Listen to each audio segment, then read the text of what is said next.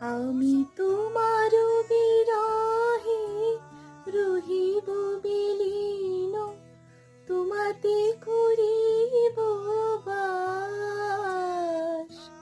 দীর্ঘ দিবস দীর্ঘ রজনী দীর্ঘ বরষ মাস, যদি আরো